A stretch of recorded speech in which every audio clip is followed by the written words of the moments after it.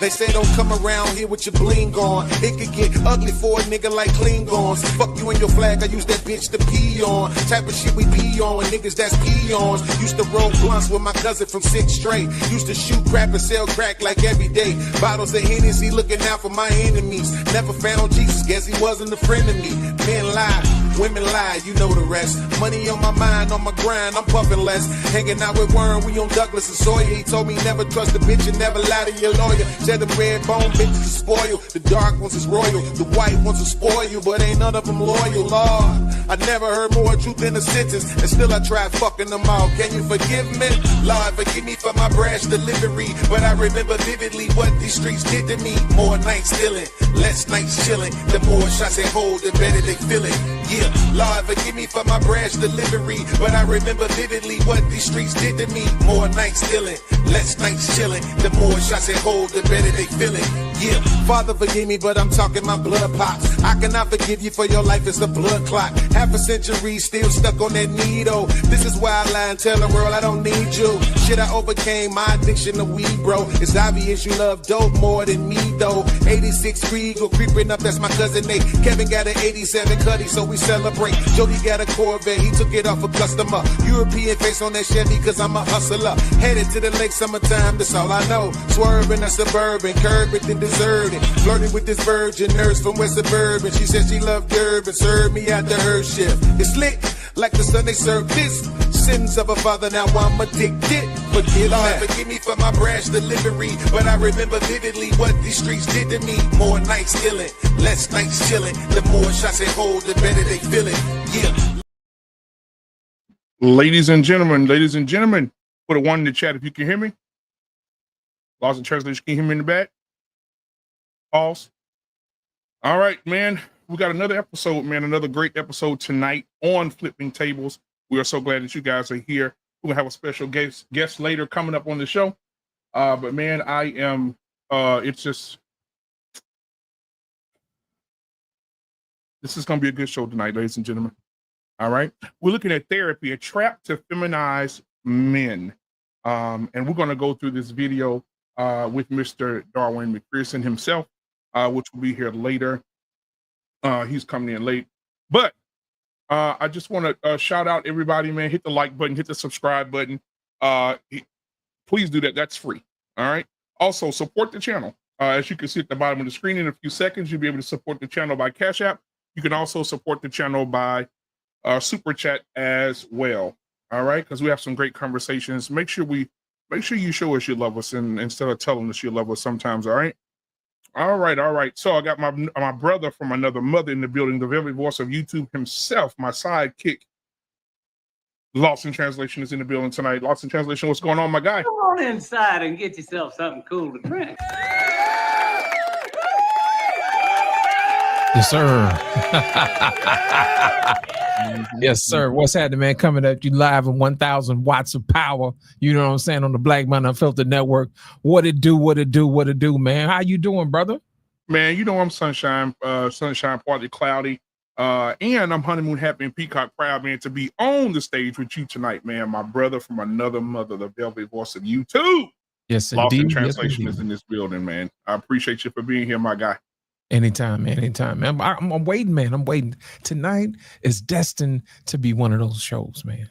Man, it will be one of those shows because, man, after doing a little research, Jesus Christ, whoo, some of Sandra's women have become therapists. And the majority of those women doing therapy for men. Jesus Christ. Lord have mercy. We're going to figure it out. All right, man. So thank you guys for being here. Listen, I'm going to bring up some more guys up here. We got our Pain in the building. We also got Prototype in the building tonight. What's going on, my guys? What's going on, man? Yeah, what's happening, fellas? Yeah, man. It's good to see y'all. Good to see y'all. Always a pleasure. Absolutely, bro. So listen, before we get started and the party sets off, what do you guys think about therapy for men in today's climate? I want to start out with that question. And we'll start with you, Prototype. What are your thoughts about therapy for men in 2025?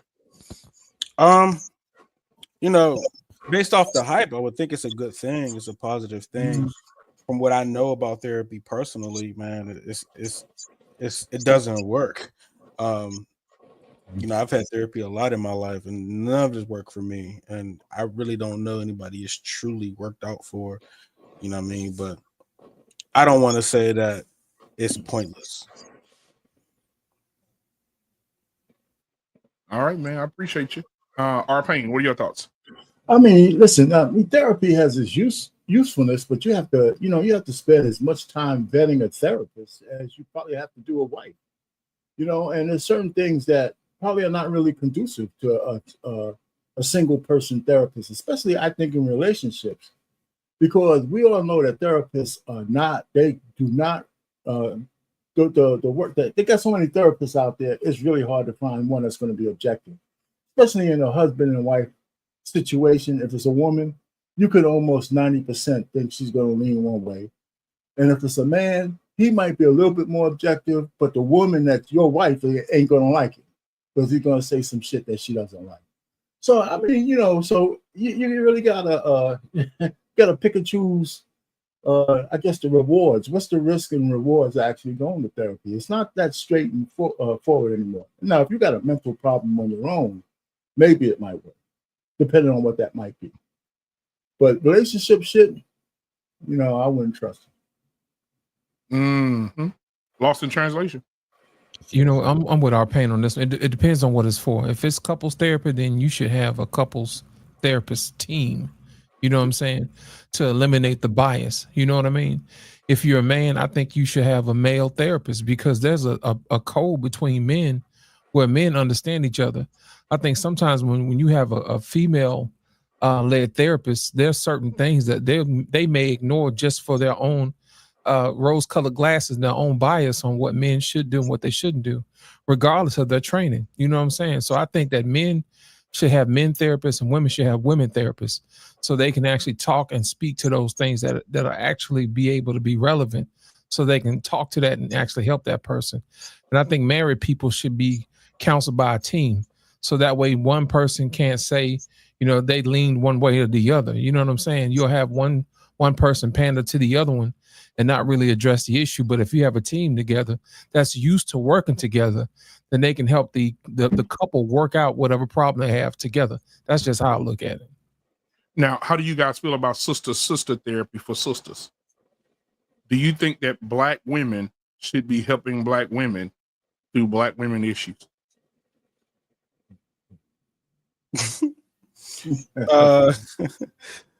Yes, if it's about their own trauma, you know what I'm saying? When it involves another man, then I think you need a team. I think a team is always necessary. I like Loss's approach on that with the team thing.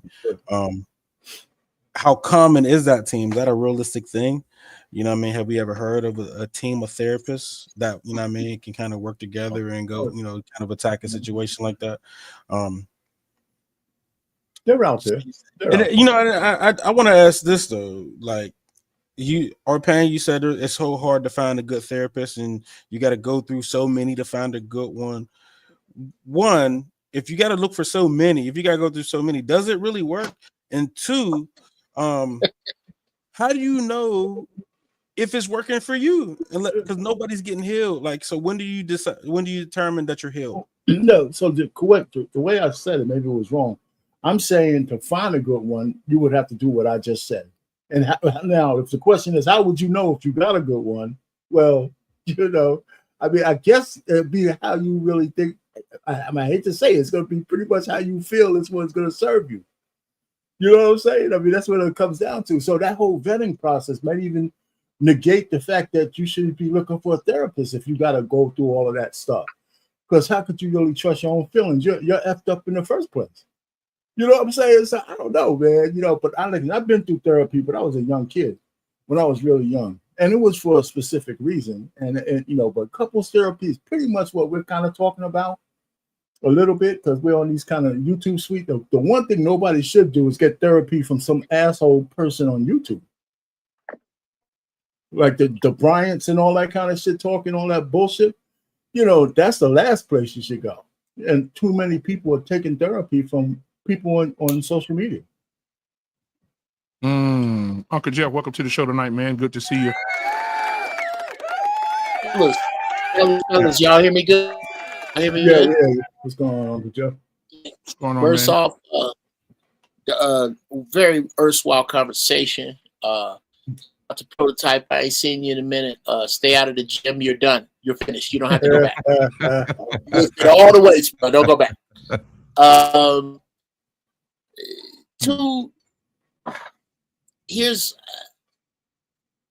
I went to couples therapy with my ex-wife. And after about 3 sessions, I came in, I sat down, I opened my day planner, and I started going through my shit. And the therapist was a black female, and she said, I find this disrespectful that you see us working here. I said, well, what I'm trying to do is be very respectful, because it seems like it gets slowed down. The whole session gets slowed down when I talk, because that's exactly when y'all want to talk. So I'm going to sit here and y'all let me know when y'all finish. Because this really isn't about me. The only time this is about me is when you two agree on something I'm wrong about. So I'm cool with it. This is the state's money. I got some other shit I need to do. But we're not really here for our problems. Because if we were, you would at least hear out my side. And it's hard, and what nobody wants to point at. And this is not to say that therapy doesn't work. I got to push back on therapy from YouTube, our pain, because there are people who watch us, and this is their therapy. This is their wisdom. This is where they get their advice. I believe that more than a team is whoever you're getting your therapy from has to agree with what your standards are. Okay, I'm not your religion. Your standards, the standards of fairness, the standards around forgiveness, grief, regret, conflict resolution. And not what you say the book says, not what you say the standard says, and then once we get into it, you take one side or another. Sometimes the therapist is taking the other person's side because your monkey ass is wrong. Sometimes you're just wrong. So I say that it's had it help me, but not couples therapy. Couples therapy, again, like you said, works with a person or a couple. I ain't going to a dentist with raggedy mouth. Couples. I mean, if you have the same standard as Mr. and Mrs. Arpain, and you are young, therapy has sitting down and talking to them, having first the lady talk to the man talk to the lady, then switch roles. Then all 4 of us meet back in the room, and with love we speak. I think if that young couple really wants to be together, and they really have the same standards as our Payne and Mrs. Payne, they got a shot. If any of that is different, if the man got the standards and the woman don't, or if the woman got the standards and the man don't, this ain't got a chance at fucking that. How is, and I'll say this, I'll land the plane. How the hell is Mrs. Payne gonna tell you about chastity and respect, and you came in here with your ass out? That's not even her job. Her job is to give you guidance on a road that the 4 of you are on.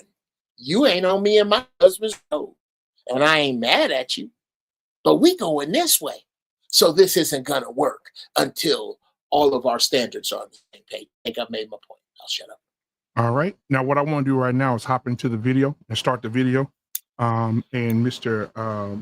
McPherson will be here soon. He just texted me. And I want to start. What's up, Coach Ferg? What's going on, man? What's going on? Good to see you, my brother. All right, so let me start this How here. you doing, man? Can you hear me? Am I Yeah, sounding man, okay? you sound good, brother. You sound Appreciate good, you. man. All right, let's see. I ain't Share want the to slip screen. in and we ain't acknowledge Yeah, it. you don't sound light skinned at all. Yes, I do.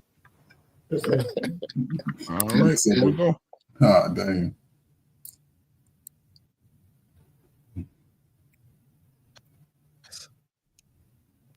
Guys, I need y'all to hear me clearly because what I'm about to say is going to make some therapists very uncomfortable. Therapy was never neutral, it was hijacked. And I'm not just talking. Let's start with a licensed therapist who's worked with real men, military, street guys, leaders. For a lot of men, their ability to genuinely feel better about the problems in their life is when the problem is identified. They're given steps and instructions on how to resolve it, and the issue and problem is resolved. For women, sometimes they want the issue resolved, but a lot of times their healing, validation, and their feeling of catharsis is just by the nature of being heard, being seen. And sometimes they'll feel better even when the issue that they were referencing or talking about doesn't even go away or change. That right there, that's the problem. Therapy today expects emotional performance, not real masculine energy. Now, check this out. A 20-year attorney who took time to study some political strategies around men during the previous presidential race revealed how male psychology wasn't funded to help men. It was studied to leverage them. Democratic Party is destroyed. They are now spending $20 million of our tax dollars to learn how to speak to men. The Democratic Party appears to still be in fact-finding mode. The New York Times reports that party donors and strategists have been gathering at luxury hotels to discuss how to win back working-class voters. And they're spending $20 million on an effort to try to figure out how to speak to young men. Quote, "It is codenamed SAM, short for Speaking with American Men, a strategic plan." You know what? I'm not surprised this was a play. If you have to spend $20 million to figure out what men want, then you really don't deserve to represent men in this country. I don't know what is going on with this world anymore. What pains me the most about this play by the Democrats is that when I saw so many black women voting for that side, it dawned in on me that one or two things could be true. A lot of black women don't understand men, or they're blindly supporting a party that doesn't. There is a huge political party in this country trying to convince men that they are not anti-men. And Lord knows these Democrats choose some of the most insane stances to go to war over. But let's back up. What specifically are the Democrats looking for in investing this $20 million?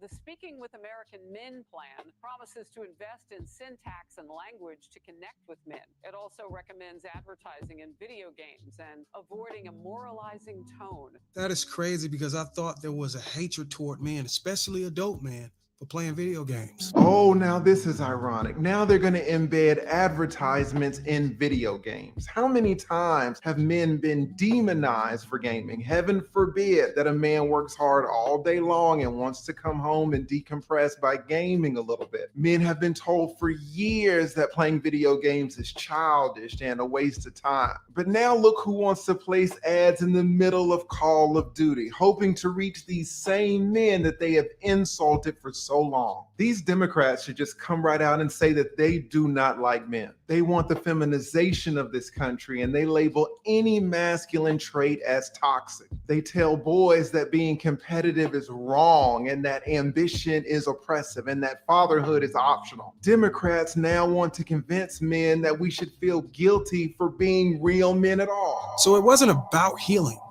It was about managing male behavior for control. And we didn't even know we were paying for this level of manipulation. And it gets worse. A gender expert, the kind the government consults, wrote a book that dug deep into male psychology. And the truth in it was so uncomfortable, publicists were too afraid to do one thing. You wrote a book called Of Boys and Men, Why the Modern Male is Struggling and Why It Matters and What to Do About It. Of all the things you could have done, why? Partly because I was warned so strongly against it by my colleagues, by friends, by professionally, just saying this is such a difficult subject to write about, particularly right now in this sort of moment we're in culturally. And it was very hard to get a publisher in the US for the book. And so it was interesting to me that this whole debate was one that was just seen as too risky to enter. And I honestly thought, well, hang on, if I, as a fairly boring guy with charts and research, am being warned against this, who is going to talk about it? And are we sure that it's better that those other people are talking about it and that we're not talking about it? We're basically benching ourselves from the conversation because of our fear about what's going to happen to us professionally or reputationally. We're basically benching ourselves, and that just leaves the ground open. And if you think there's a real issue around boys and men, real questions around boys and men, it's not like it's not going to be talked about. That's not the question. The question is, who's talking about it? And I actually thought, we need more people like me talking about it. Guys, this is one of the biggest reasons why I'm in this space, because I cannot turn my back to the dangerous and destructive narratives that is being pushed online.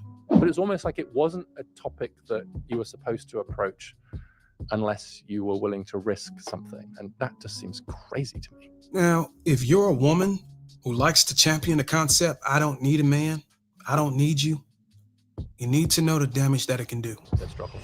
They're behind in education. Wages have stagnated. You're seeing a massive rise of young men who are single, and now the suicide rate is 4 times higher and rising. They looked at the words that men used to describe themselves before taking their own lives. And the 2 most commonly used words were useless and worthless. And the most fatal place to end up in as a human being is to feel unneeded. Ladies, now that you know the damage that does, I'm interested to know if you will A, stop saying you don't need us, or B, continue saying that knowing the harm and destruction it causes. If you're a woman who would choose B, let me remind you how powerful it makes a man feel when he is needed. Given a short example. Guy gets a text while he's chatting to him and he bursts into tears. That gets really tearful. And Arthur says, is everything all right? Did you get some bad news? You know, what's happening? Is this bad news? And he said, no, it's the opposite. And he showed the text to Arthur. And the text just said, Fred, can you get over here as soon as possible? I really need you. And the guy said to Arthur, I've never heard anyone say that sentence to me before. I've never had anyone say to me, I need you. Something simple as that. But just knowing we are needed is significant. And in this case, it was, I need you to come and, I don't even know what it was, right? Fix this floor tile, deal with this customer. I don't know, but I need you. And it brought this guy to tears because he hadn't kind of felt that sense of neededness before. And I pray that this changed your mind. And this is just one strong example of what men go through and how expecting therapy to be able to restore us, unfortunately, is not something to be hopeful for. Now look, if you're failing to put the puzzle pieces together so far, basically men aren't avoiding therapy because they're scared of healing. They're avoiding it because the structure was never built for them. I mean, think about it. Should we expect anything different when the fact is that 75% of therapists are women? I didn't know that, but now that I do, I can see how feminists may have taken up careers as a therapist to control the narrative on that side, which means you may not even know that your therapist could be an undercover misandrous. I mean, think about it. They can't beat us physically, they can't outwork us, so what do? Create a barrier for mental health. Okay, up ahead, we're breaking down exactly how therapy was hijacked, who benefits, why men leave, and what actually works instead. And don't worry, it's not Miss Cheyenne Bryant. It's not a YouTuber with no credentials. This time, it's an actual qualified expert who is a licensed therapist with 12 years of experience, verified by Psychology Today. But before we do that, real quick, I always found it fascinating that most people who watch this content are not subscribed and they don't have the notification bell set up. If you like and subscribe, this tells YouTube that this content is valuable enough to be promoted to more people, which could potentially result in more awareness for men and women so we can get closer to making the right changes. And be sure to grab the copies of the free ebooks I provided for you. Links in the description. So, do you believe therapy has been feminized? And if so, has that made men less likely to seek help or even trust therapists? People can use the word feminized. I will say it definitely has feminist leanings and it's female dominated by default. But it includes men and women who are pushing a particular way of communication, a particular way of, I'll say it this way. For a lot of men, their ability to genuinely feel better about the problems in their life is when the problem is identified.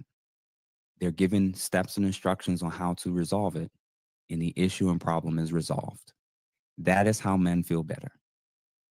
For women, sometimes they want the issue resolved, but a lot of times their healing, their validation, and their feeling of catharsis is just by the nature of being heard, being seen. And sometimes they'll feel better even when the issue that they were referencing or talking about doesn't even go away or change. It's just the idea that somebody finally hears me. I'm allowed to vent. The issue with that is if you bring those two parties with those two problem-solving techniques into play, if one side is trying to keep bringing up the same thing over and over, I know we've been talking about this for the last 4 weeks, 6 weeks, 3 months. And the other side is like, all right, you gonna forgive me or not? We gonna fix this or not? You're in a situation where the therapist will struggle if they don't recognize what I'm talking about. They will pick a side of who they're going to prioritize, and one side will feel validated and the other side will not. So unfortunately for a lot of men, it's very difficult for them to come across a therapist, let alone a male therapist, who already knows what I'm talking about and is able to acknowledge what both parties tend to need in real time. So men's perspective is, if what I'm going through in the house is another version of that just being tag team, I'm good. And that's, for a lot of men, that's unfortunately their experience. So yeah. It's funny you say that, because I hear a lot of guys saying men don't need to go to therapists. They just need to go to other brothers who have the outcomes that they're trying to achieve to figure out if those guys can teach them how to get around the challenges and obstacles. But I think those guys in deeply, they believe that, yeah, if I go to therapy, she's just going to be an expert version of my wife to tell me that, yeah, go listen to your wife. Happy wife, happy life. And it's funny you say that. And the thing about the women, because I've run into this with, in relationships with women, and now I'm married, I noticed that I had to learn specifically what you just stated about. It's not always conducive to go and attack the problem and just rectify it and solve the problem. You're dealing with a woman who wants to get you to try to embrace and understand the sensitivity of the situation, her feelings. And regardless if you can fix the problem, I want to know, do you know how I feel? And I started to learn that in a lot of occasions, that's all that really matters. The problem can be, the house can burn down. But do you know how the smoke, do you know how it feels to be able to just let it stop? Yeah, man. So it's wildly frustrating, but what I will say, and I'm speaking to men when I say this, I'm learning it too. I'm living it in real time. And learned and I'm learning that our refusal to acknowledge that need is why there's such a massive disconnect and why they end up leaving. So if we don't get that piece, that, and again, this is the same with women, but like, if we don't acknowledge that they are not us, they don't see it like us, they're not going to completely see it like us, they're not even going to feel about it the same way we do. Both sides have to figure out a way of, you know what, this is a moment where I am going to set aside my need for yours and hope that once your need is fulfilled, you can do the same for me. That's the challenge, is figuring out what does my wife or girlfriend need in this moment, and who's going to take the initiative to initiate catering to the need of the other party with the assumption that eventually it will be returned. You've seen the numbers. You heard the experts. This isn't a conspiracy. This is a system failure.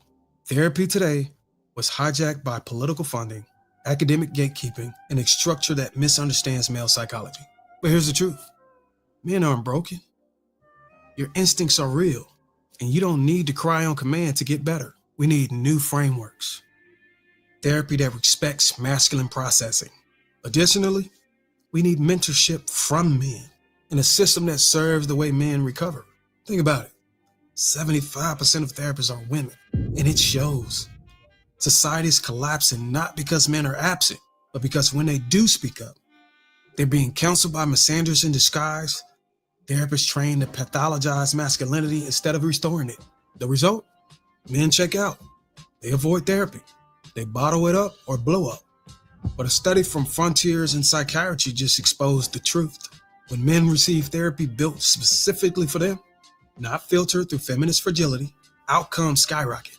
Over 50% improvement in depression, longer retention, and actual healing. That's because men need mentorship, brotherhood, standards, not emotional scripts designed to neuter them. Male mentorship and male-specific therapy aren't optional anymore. They're the firewall for society, for sons, for legacy. Every man should be warned. The wrong therapist will convince you your instincts are toxic. The right mentor will teach you how to master them and lead.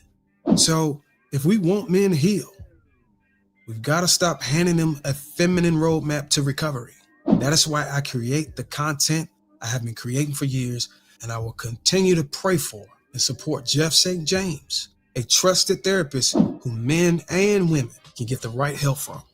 And if you think this video was wild, wait till you see how they try to cancel Jeff St. James just for telling the truth. See you on the next one.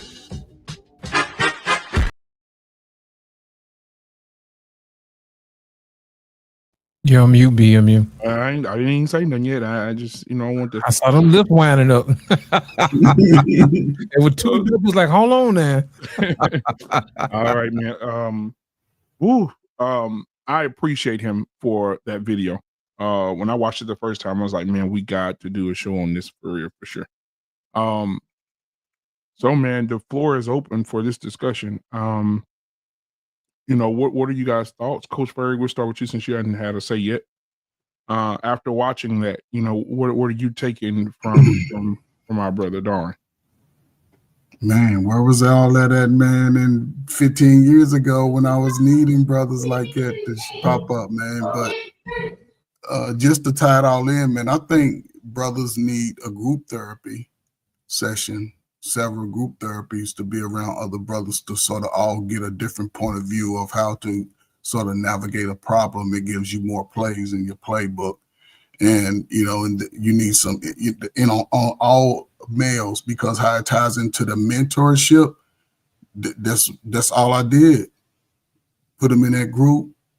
They all had little different twerks and issues and misunderstandings and not enough information. And once they all started to pass the correct information through each other, it sort of motivates you and elevates you to sort of think past certain things in life. And when it comes to the women, it put you in a mindset where you're not chasing the woman, but those messages have to come from, I ain't a shit dude. I'm a no shit dude, right?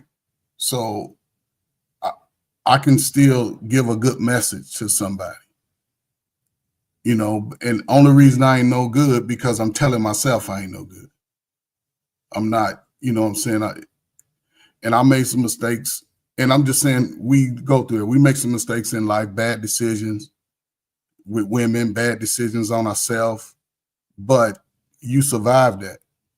And the young man don't have somebody consistently telling them that they're smart, they're talented, and giving them direction as far as responsibility.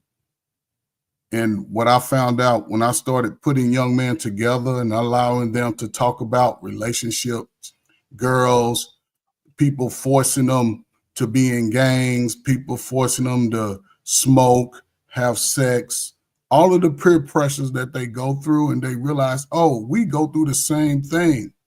So now we can hold each other accountable, and we can see like it starts allowing them to use their peripheral vision, is what I call it, where you can see things coming from the side, and you don't have to touch everything that come to you in life, because life is a forever ending journey.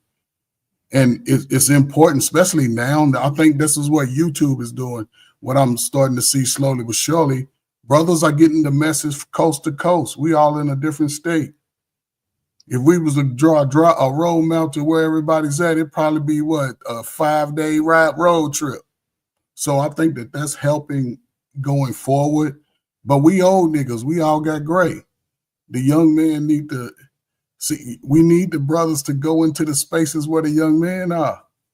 They ain't gonna come to you. You got to go to them. They in certain spaces. They in schools, some in churches, some are sitting out there on the court. But it ain't about what they should do. It's about what they already have the ability to do. They just need a roadmap, a road book, you know what I'm saying, a little playbook. It seems hard, but it's not. But it takes a man to be patient.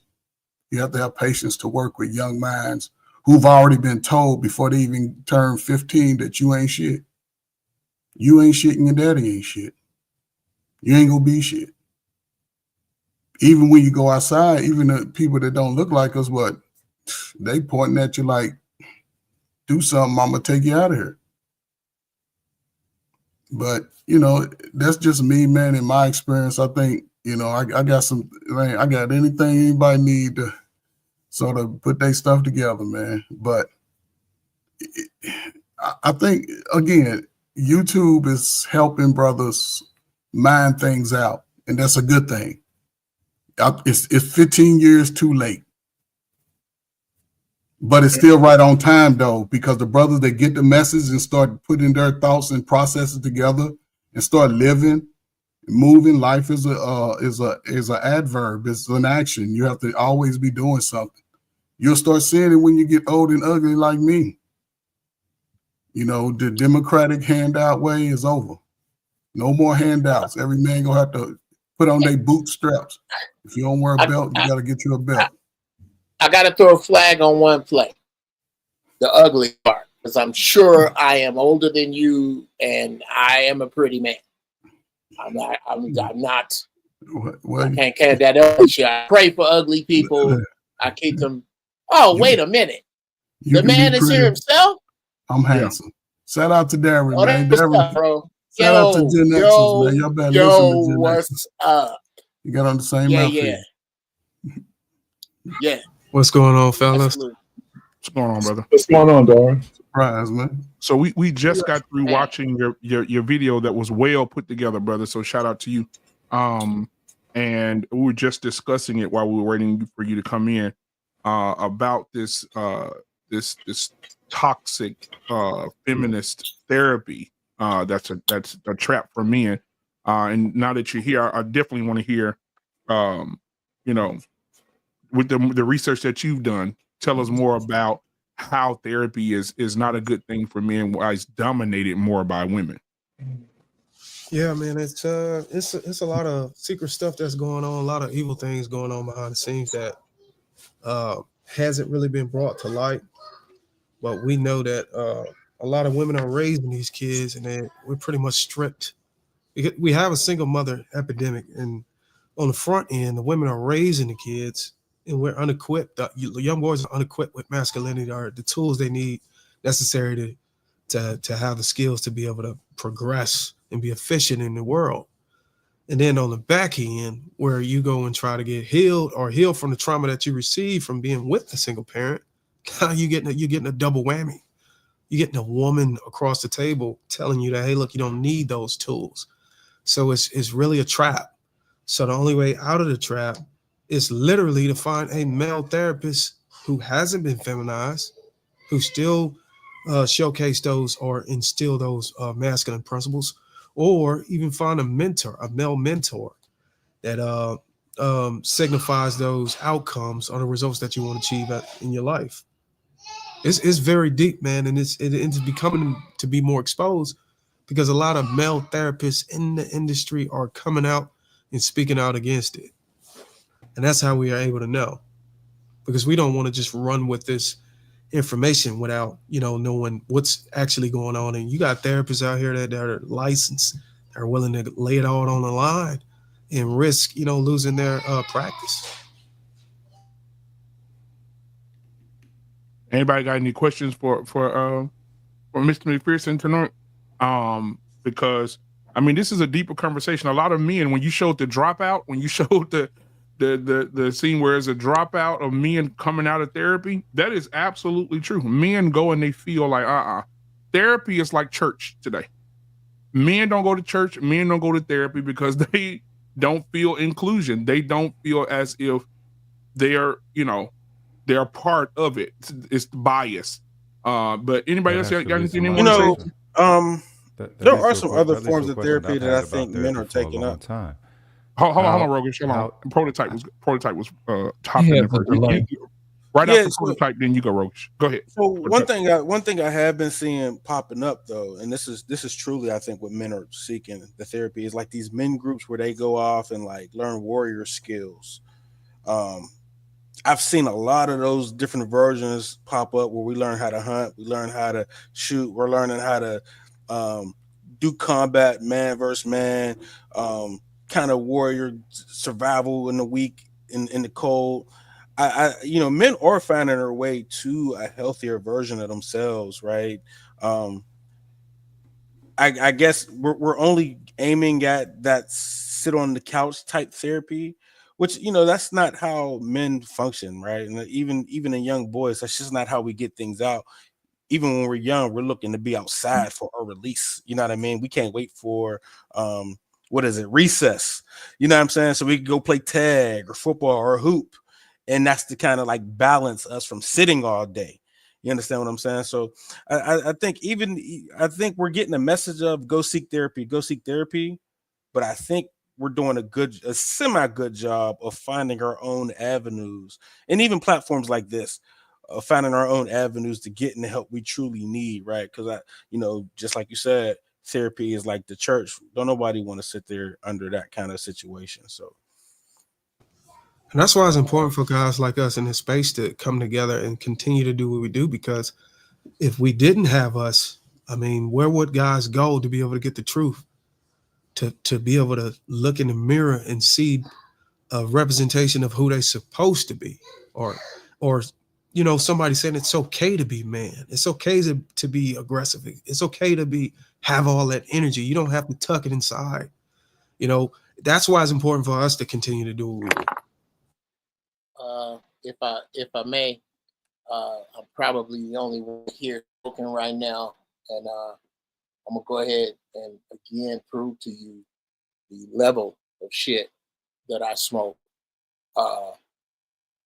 Gentlemen, without question, this represents the awakening of Black mankind. What you are viewing right now, I tell you, I think I'm second oldest up here, 60. The brothers that talk like this 30 years ago, people made fun of. That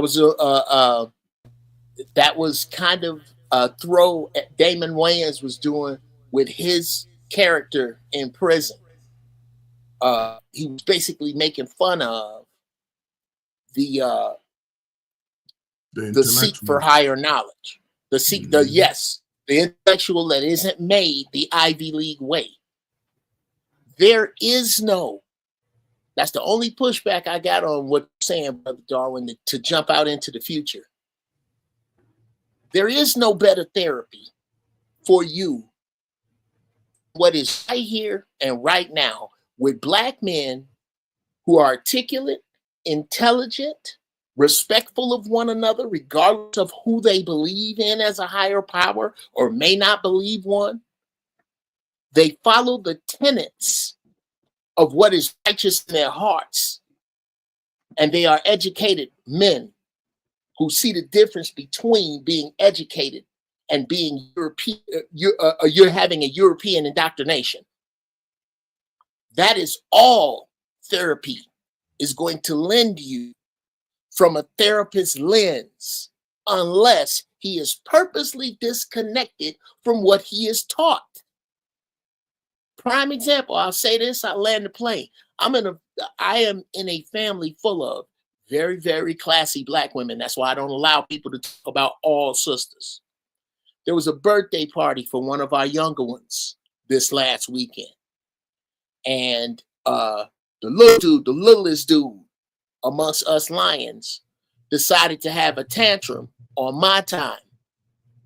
I scooped him up, brought him downstairs screaming right past the ladies. What's wrong? None of your business.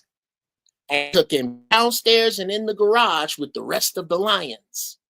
And we held court with him at 4 years old.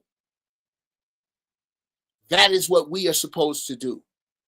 And there is nobody, and yeah, I'll land with this. The harshest shit in the world is a gang of us ain't gonna make it. Gang of us ain't gonna make it.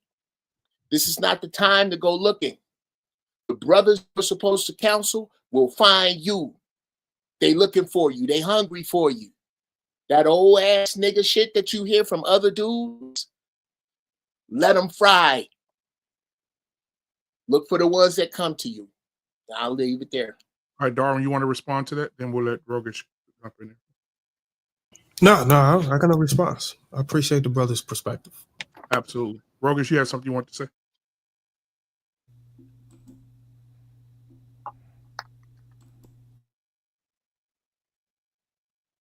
You muted, Rogish. You got a delay. I'm trying to. Okay, while he's working on that. Can I ask him a question though? Real quick. Brother Darwin, man, I heard you mention, mentoring and things like that, man. Is there something, man, that you think, well, I would like to talk with you, man, because I got some stuff, man, that sort of already fits the mold of what you're talking about at a young adult, teenage level that really allows them to sort of put your information, man. I'm telling you, man, I don't want to share too much, man, because I can really, you know what I'm saying? I just want to be in the background. I can help show you how to set it up, man. And there's big money out there for anybody. I say it all the time, man. The brothers need to see brothers showing up. The younger brothers, man, when you show up, that's when you build the trust. But yeah, man, there's money out there. There's millions of dollars out there for programs that, incentivize young male growth and leadership. But absolutely, I do the mentoring. I do really one-on-one, with people, and I do have a circle of friends that I just do group. It's actually a couple of guys that I went to college with, and we come together and we just do research on a lot of things. Some of those guys are in tech, some of the guys in cybersecurity, and I just happen to be on YouTube in the relationship niche. So they always make fun of me for some reason because I'm the oddball. But because of my intellect, I've been able to hold it down and just stay, fenced in with those guys. But most definitely I would talk to you all offline about some type of mentorship thing that we can build. What I want to do is I kind of want to try to reach out to some of these colleges to try to get something to hold to some of these young men. I don't know if but you can get it straight from the government. You know what? That might be the thing. I might have to do some research on it because what I'm picturing is being able to go to like Georgia Tech or University of Georgia. Okay. And just you can do all that. I may be of some assistance there. And I'll throw this out just to you right in front of everybody. You need to get yourself in contact with NACA, the National Association of Campus Activities. Okay, this is what they have a lot of times are these NACA conferences, and they'll have them regional. Like Ileana is a region. The southeast, southwest. Those are regions where scores of colleges come, and in 1 weekend you could book 100 colleges. What I think the direction you might want to go in would be looking for those who focus on HBCUs and HBCUs, and don't ever turn down guilty white folks' money. So look up. This is the person you always want to look for. This is the true north of all of this shit. The Director of Student Activities. Look up the DSA. You can find a DSA list. There's a DSA list that's updated ever so often. I don't know who has it. It's been years since I did colleges, but that was those two roads. Those are main veins, brother.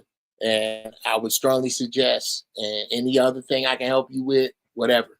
But yeah, start there. All right. Let me address this super chat real quick. What We Know podcast. Thank you, man, for the $5 super chat. He says, allow me to expose my colon once again. Pause. The ramification inflicted on the incision. Oswald Bates, man. Thank you so much. What We Know podcast. Make sure y'all tune into What We Know podcast on this Wednesday. There's a show coming up on this network, so y'all make sure y'all tune in to that. But Rogesh, I think you got a real bad delay over there, brother. Hopefully, you can go ahead and try to ask your question right now. We'll see if it's corrected itself. All right, muted. All right, there we go. My apologies. I don't know what's going on over here. My question is, when it comes to psychiatry, at what point does culture play an essential part in how the assessment goes? Because I've been to maybe three or four different therapists, right? And one thing that they put up a fight against is you presenting a black man's reality within the United States and dealing with all of the, the anti-black social order and, systematic factors that may be present. They start defending the very same system. So I'm thinking, all right, so what are you trying to do? You're trying to get someone, I guess, drone-minded enough to where they just go about and just do what they won't let your drugs do within this damn system or something? You know what I mean? Culture needs to play a point. But it doesn't seem like it does. It seems like there's some type of objective thing that is outside of a reality that anybody is living, that they hold people towards. Can you reframe that question, because you said a lot, and I'm just trying to figure out exactly what you want me to answer. Well, the thing is, how much does culture play a part? Because perhaps maybe the reason why there's there's no space for black men within therapy is because what they receive as therapy isn't really something that's going to assist them with what they have to deal with within the social structure. Most of the time, therapy is designed to get someone readjusted so that they can reinsert themselves back into the status quo of the social structure and social order, right? But there are anti-black things that are present that, therapists, I don't know if there's any way of them combating that or receiving that, but most of the time I receive a fight. I receive a defense on behalf of the very same social order that could be causing the maladaptation. Okay, I understand what you're saying. I wouldn't say there's no obstacles. I would say there's a lot of, first of all, from my understanding, and I spoke to a guy named Kosher Clinician on my channel last night in a live stream. And he was speaking about how, well, there's a lot of black people in it. It wouldn't be necessarily black men, though. Having a black man coming into the therapy industry or whatever, as a practitioner is like a unicorn. Because most of them don't. Most of the guys are going for STEM. They're going for careers that are more hands-on and yield, more wages as far as work if they do go to college. But nobody, you never hear men just talking about what they want to be. We're focused on sports and manly things. But I wouldn't say there's a wall, a cultural wall, or that's prohibiting it or deterring people away from it. People just don't have the interest in wanting to go into the field. And I think if more men or more black men realize the disproportionate amount of, I guess, help or services they're getting for their trauma, maybe they may be more inclined to go into the field. But I don't know why it's been kept quiet like this. I guess because people don't feel like it should be spoken about, but it's so many people in this space that speak about the things we need to be able to move forward. I just don't understand why this never came up. So, and I don't call myself a therapist, by the way. I just had the luxury of speaking to a couple of them, and been doing the research on the psychology side because I've been trying to understand the mindset more instead of the aesthetics. Because, you know, if y'all all know me, whenever I came into this space, I was focused more on fashion, men's fashion style, leveling up, the data market and all that stuff. But then I start trying to tap into the mindset. Okay, where's the mind at? Then it draw me towards the guys who are on the therapeutic side, on the psychology side, on the behavioral side, on the biological side. So I do not know for sure. I can't really answer you on if there are any hurdles or any prevention or any defense against the cultural side. It looked like our pain from his finger. Yeah, I do have something, an extension on this. It may not be a hurdle, but there is an opportunity for Black men in certain fields because there's a scarcity. If there's a scarcity of Black men in therapy, then when you break into that market, you can start to name your own price because it's rare. Just like when they say there's a scarcity of Black male sperm in sperm banks. That $300 they pay people, shit, give me $500, give me $1,000, because I understand that is a high demand for it. So I'm just using that as an example. School teachers, I think if Black men wanted to be school teachers, it would raise the bar on how much they get paid because it's a scarcity, and nobody could deny that there's a necessity. So the law of supply and demand works in a lot of ways, and a lot of people don't think about that shit, right? So you could be setting the bar higher because, hey, you know what? Black engineers is not as prevalent, but hey, a Black therapist who's still a man, you know what I'm saying? A heterosexual man. I like women, and I'm a therapist, right? Let's get that shit straight. So when you talk to me, I'm gonna talk to you like a man, right? If I'm a school teacher, I'm a goddamn man. I don't go for it. So I think I'm going to land it here. I just think that the supply and demand can be leveraged by Black men in fields where we're scarce. And I think that's an untapped resource. I think culturally, Unc, you want to go first? No, go ahead, man. No, go ahead.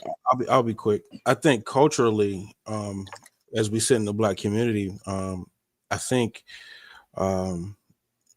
we're taught that women have the answers. We're supposed to go to women to get therapy. We're taught that, you know, we're supposed to learn from women. You know what I mean? They're supposed to be mothering us. You know what I'm saying? You know, we're in a matriarchy, you know, in the Black community, as you might add. You know what I'm saying? So culturally, like if a man doesn't have his hand on you, one that you know what I'm saying?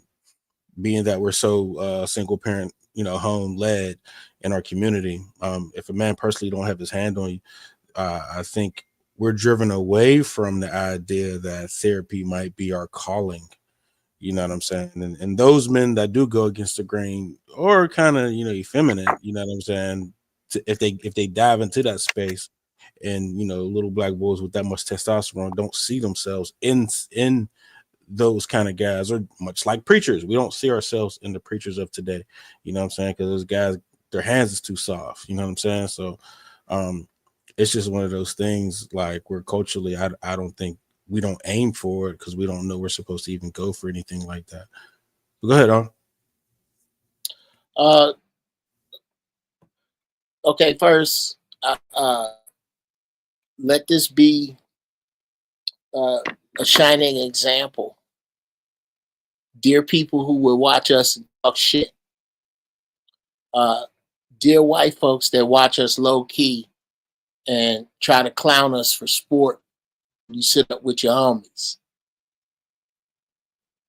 What you are looking at when all of this shit collapses, how you watch you watch sci-fi movies and you watch Star Wars or Star Trek, movies about the future.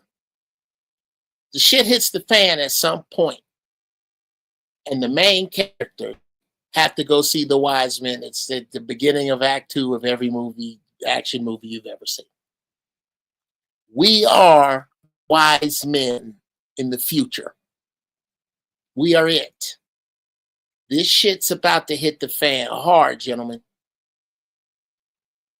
And what we are doing right now is developing the creed and the policies that will be mandatory to move forward. When there's no, look at the safety net that has been taken outside of society, that has been being taken away right now. And y'all, and loss of BMU, reel my monkey ass back in if I get too far left. Look at, there's no more safety net. To put it in the Bible, this is my belief that God has left his goodness on this earth, but he has taken his mercy. If you're smart enough to follow him, you're good. If you're not, you're not suffering fools no more. That means foolish behavior, foolish people, foolish patterns. Bro, that's in the French fry grease. This is what it's going to take to make it. This is what we spreading around. We now have to look, fellas. Everybody here represents intelligence to somebody around you. With whatever happened next, they gonna find you. And that's how this shit gonna start. And I really, y'all can go back. I'm gonna pop my collar here real quick. You can go back to me with Zoe Williams on the Foxhole back in 2009 or 8. And we were speaking of this time. And you could drop the needle anywhere in that. And it sounds like prophecy as we went along. I am telling you. With what happened next, y'all need to buckle up into them groups I was talking about. Because that's, oh yeah, only a fool lets his oppressor teach his children. No business. We have no business getting upset about what's taught in the school that was taught against you. How the hell are you making white folks responsible for your history? It's yours. Be responsible for it and make it mandatory to be studied in your house. All right, we got Beans in the building tonight. He hadn't said much. Beans, what are your thoughts on what you heard so far? Are you have any questions for Dar? No, I don't have any questions. I mean, I kind of came to that conclusion about therapy a couple of years ago. And it was really because when I had a situation where me and my old lady was having conversations with two different, quote unquote, one therapist, one relationship coach. And I realized that neither one of them was willing to tell her, you're wrong. No, you're wrong. No, that wasn't right. No, that's incorrect. No, he's right. Neither one of them was willing to do that, you know? And it was this thing about, oh, well, it's, you want to keep people engaged and you want to keep, you want to keep people coming back because you want to try to make some money, so you don't want to say anything. And then lo and behold, a few years later, essentially last year, you had several quote unquote therapists, quote unquote relationship coaches come out.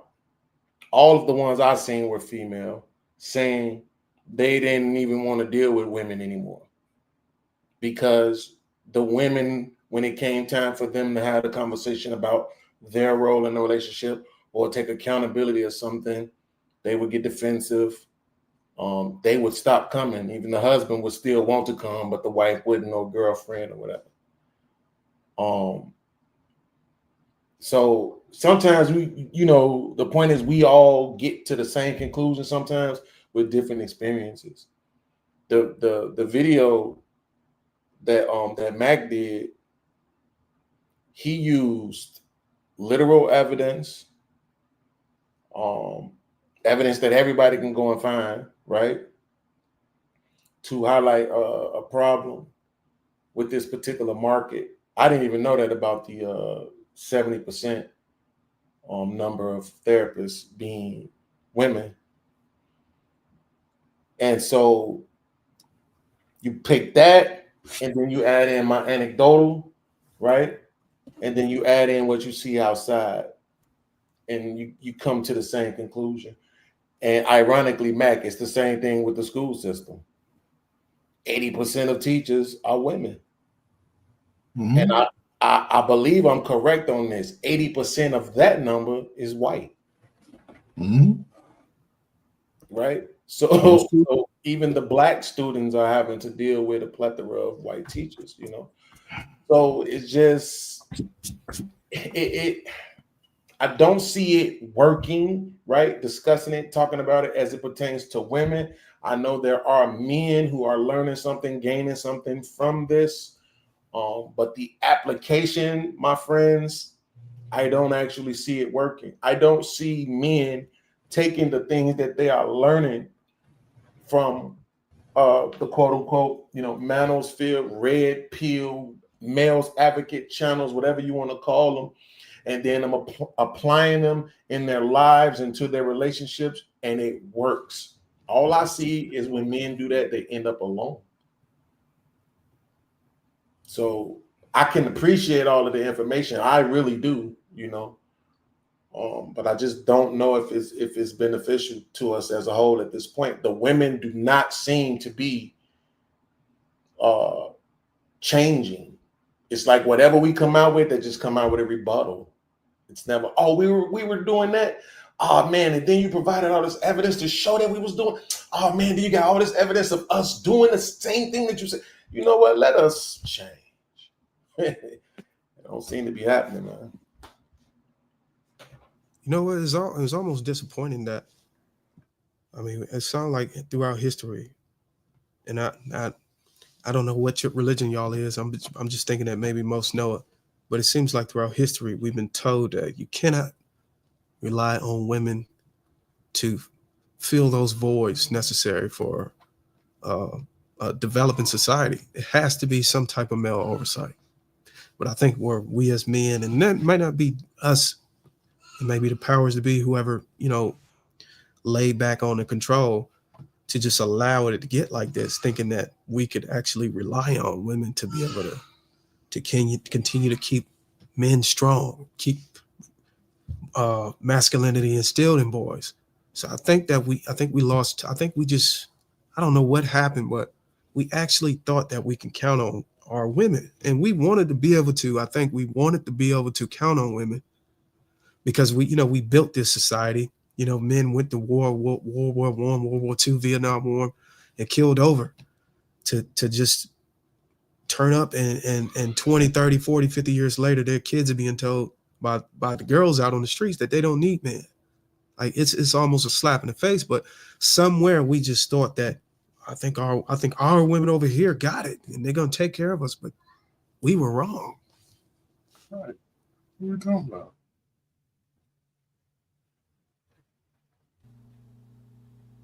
Salute to the correct man. I agree with everything you just said. That goes to that culture thing I was speaking about earlier, and I think that's what Rogish, I think that's what he was speaking to. Like we're culturally, we were developed in a different way. You know what I'm saying? It's kind of like, yeah, go to church, but the women got it. You know, like I said, unless a man had his direct hand on you in raising you, man, we came up lost. They don't have it because the way that they're directing the children is so that they more adhere to the system. A black woman don't want their child to get A's for the sake of that child having a highly qualitative developed intelligence. A black woman wants their child to get A's so that they don't look bad at everybody else who's getting A's and good grades or whatever. You know what I'm saying? It's not for the sake of the child. So the thing is, black people as a whole still kind of raise their children like it's pre-emancipation. You don't raise your child for the sake of the child. You raise your child for the sake of the system, be holding her to it so that don't fuck up. And it's like, all right, what kind of existence in that? What kind of value do you give that? Where are you placing the value? That's why I asked the question that I asked when it comes to psychology, psychiatry, whatever. There is a cultural element that plays a highly influenced factor within it, right? And the way that is currently set up, a black man is not going to get any solution out of that. You know what I'm saying? Y'all better run the fuck away from that. I got a question for you, Rogish. See, because what you just said, I agree with. But one of the things is that people need a frame of reference. I don't know how you got your enlightenment, right? Sometimes it comes on as a revelation without any outside influence. And sometimes somebody told you something that stuck. Like, for example, I'm a baby boomer. I was raised where men used to come home and give their money to their women. And I was young and nobody told me. I said, I'm never going to do that for you. No. Nobody told me that. Nobody told me that. I don't know. Nobody told me. I said, I'm never going to do that. You know what I'm saying? I had two pimping ass uncles that took me on the wing, like at first grade. Just to be serious, I'm trying to say, one of the things that we get stuck with, because sometimes you just need a frame of reference or some kind of just a spark that you listen to. And what you just said, I like, but the average, obviously, the average black man raised under the matriarchy, who's still controlled by the patriarchy, by the way. Right. But they don't get that. Where do you get that cultural, that thing? How do you do it if they never heard it? You know what I'm saying? If it's not a self-revelation. You got to ask yourself what your value is, what your value is out of all of this. That's for everything. Both of my pimping ass uncles taught me this at a very young age. I was way too young to be late for them to be trying to lace me how they would lace me, but I was a shrewd cat. I've always been a shrewd cat. You know what I'm talking about? And where you from? They put now, North Tulsa, Oklahoma. Oh, you feel me? So the thing is, they laced me very early on. I was looking that I first judged them and not judged the game. I was judging pimping as being something that's bad, right? But it took, I don't know, maybe 7 years later, whatever. It hit me that, wait a minute though, it's only present because they're supplying the demand. What is if the demand is so bad, then now you got to look at the quality of the people within the social situation. And now you take a look at the social situation in and of itself, not just the fact that you're judging it morally, because that's what I was doing on some church shit. I was judging it as a Southern Baptist. You feel me? And like, oh, y'all bad, y'all wrong, whatever. But it's like, no, wait a minute. They're showing you the game. And as they were showing me the game, I saw parts of the city that a lot of people didn't see, and the way that it operated, not just certain parts of the city, but the way that it operates. And it's like, all right, how am I judging this as a highly moral situation, first and foremost from the jump, as if I am already in a highly moral established situation? I was projecting a high moral whatever upon America, upon the social situation here, and thinking that, okay, you know what, my uncles was poisoning that, if you will, in some form of fashion. You know what I'm saying? Doing this bad guy shit, as opposed to just supplying a demand. It's not a quality social situation to begin with. It's already, it is of the worst quality that a holistic communal people could ever be about. And that's black people, indigenous Americans, whatever. But I understand what you're saying. But again, when I look at the culture thing, I look at it sort of anecdotally, right?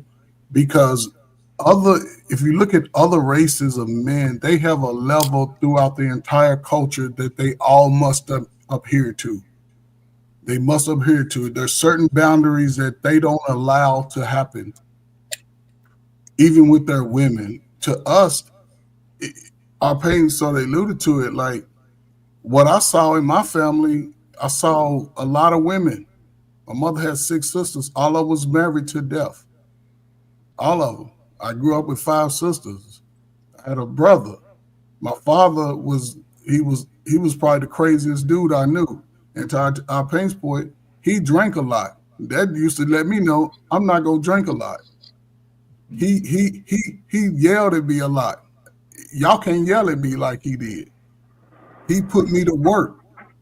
You know what I'm saying? He didn't allow that. My mother cooked every day. Everybody had responsibilities. And growing up around my friends, we talked to each other. We would sit around in groups like this, maybe smoking our little weed, drinking, and we talking to each other about, man, that girl let you down.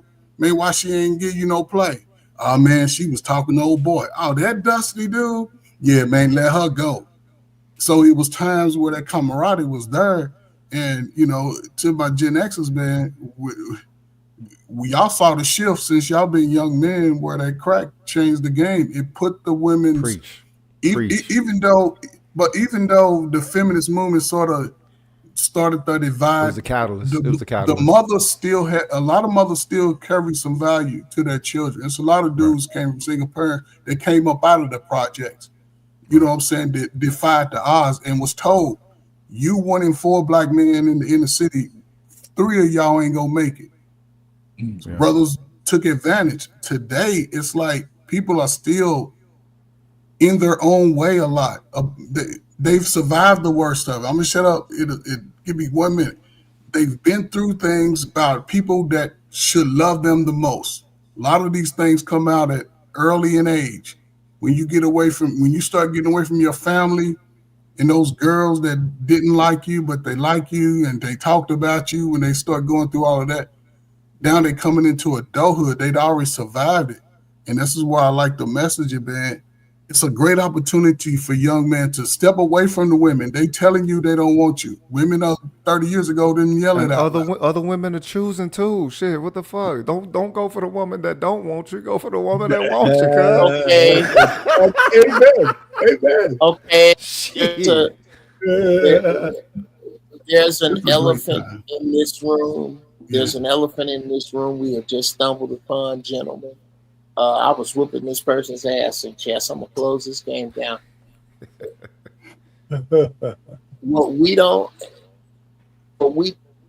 What almost angers me with black men now is their disdain, their complaints about black women. I just don't get it. You are outnumbered by 2 million.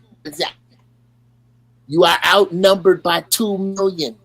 Before you count the sweet pickles, the day-days, just got outs. Before you count any, and before you count before you count the rest of the world's women, right, clamoring to get with you and pushing and shoving in line. Why are you not allowing women to raise their hands and go, hi, over here, I'm uncoachable. Me, and I have a channel. And here's where the uncoachables group. And look at women, go to their social media and cancel every one of them and their friends.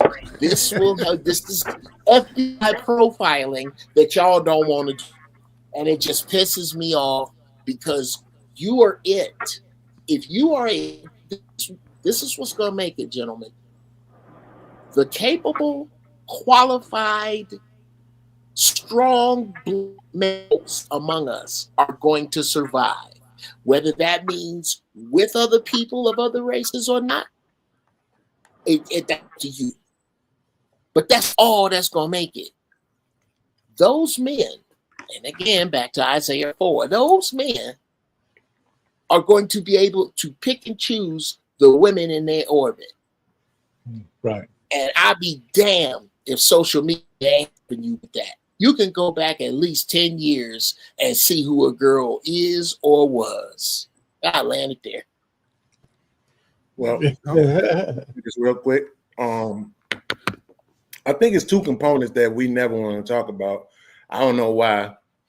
Well, I think I do know why, but I don't want to offend anybody, so I keep it to myself. But one is, where did all this power come from that the women have? Right? The leadership of this country is still men. Right? So whatever it is that we think the women are doing or not doing, whatever programming they have, all of it was facilitated by men. It just so happened to be the men that black men don't ever want to talk about, the boogeyman. And then the other thing is, the part that black men really don't ever want to talk about is the money component. Right? The reason why the women have the power that they have, and we're sitting on panels every day talking about the destruction of men, the conspiracy to destroy black boys, the undermining of masculinity, all this shit that's against men. Meanwhile, we on the internet every day saying we the strongest one, we the big bold ones, we the one that keep everything going.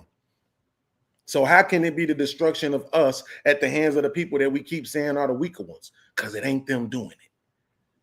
But y'all don't want to, nobody, I'm going to say y'all, nobody don't ever want to discuss the ones who are. Because it's more lucrative, it's more money to just come on the internet every day and bash each other, which is exactly what they want you to do anyway. right? They're And then being you don't minions, talk though. about That's the thing. money component of it either, right? Which is to the point that Jeff said it's 2 million more of them, right? I remember some years ago when I saw the video where the guy said the dude was telling him about the Rockefellers, and I just found that clip again recently and made a short out of it. They said we funded feminism. We was the one who pushed it because we saw as half the country is not being taxed. That doesn't make any sense, right? And that was then. Now it's not only 2 million more black women than it is black men, it's 2 million more white women than it is white men, right? So just off, and I don't know what it looked like for the Mexicans, but if then if it's more Mexican women than Mexican men, you see where I'm going with this. You're not gonna defeat them. It's not gonna happen because they're not the ones behind this. I gotta push way back on a lot of that beans with love, bro. And I'm gonna do it backwards from what you just spit out. Can you do it with facts? Here's a cultural fact. Mm-hmm. If a Mexican man from a Mexican culture is in a room in disagreement with 10 women, they're outnumbered. They do not, you cannot in any way compare. The Mexican, that's it. You stepped in the wrong bag of turds. Not Mexican men, tell you that right now. They don't play that shit today. Yeah, they don't. I agree. Okay, 1000%. so no. I've seen it with my own 2 eyes. Number 2. I'm confused about what you're saying. You were saying that if Mexican, and like you were saying, relatively, there are 2 million more white women than white men, putting them at a disadvantage. There are 2 million more black women than us, putting us at a disadvantage. You put the Mexicans right up next to that, and that's a mistake. That is not true at all. Right up next to anything. I said I don't know. What I don't know if it's more. I don't know if there's more women than it is men. And okay, absolutely. And what I Uncle said, Jeff was stating was the point. power fact with that. The fact that one Mexican man can still best the social power of 10 Mexican women when it comes to, you know what I'm saying, I guess directing or order or whose word is what. That's true. That is true. It's not just like that. My bad. Yes. Now, if this, so you're saying basically that they don't have the infighting that we have. They don't have who? They don't have the infighting that we have. Oh, absolutely not, bruh. Absolutely. I'm trying. I just want to make sure I understand. Can I get a yes or no? Yeah. Yes, sir. That's what I'm saying to you. Okay, cool. They do not. But the other thing that I'm saying to you is that feminism has nothing to do with the problem of black people in America for this reason. The true core of feminism in America is about the white woman not getting her fair share of what her man stole from the Indians. And that don't have shit to do with us. Feminism, from its core, has never done anything for black women but lead them astray. There is no time. I'm disagreeing with the feminism not being our core problem. Our core problem is true. Black women got foolishly swept up in it.